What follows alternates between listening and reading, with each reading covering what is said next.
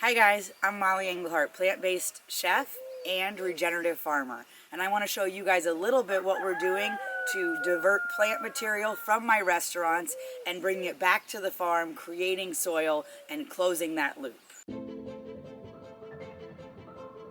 We always talk about the problems with the environment, and we talk about gas, and we talk about coal, we talk about fracking, but actually the number 3 environmental problem is methane coming out of the landfills. And what is creating that methane is food waste, food scraps, yard scraps, biomass going into the landfill.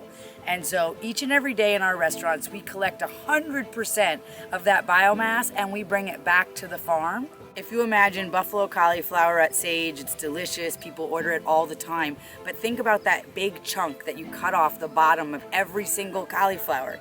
We fill a 55-gallon drum of those every single day.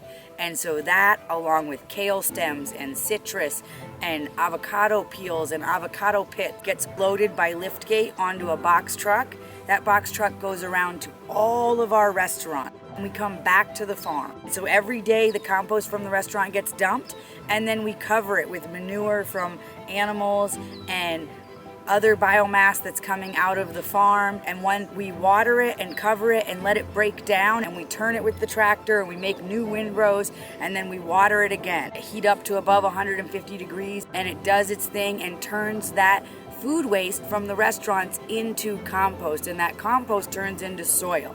And now what would have been methane in our environment, which is much more dangerous than carbon in our environment, is now carbon sequestered, carbon secured into the earth. And then I feed that nutrient-rich soil to my trees and my plants and my vegetables. And once it gets delivered to my trees and my plants and my vegetables, they thrive with all of that microbiology that's coming from the compost and onto the trees.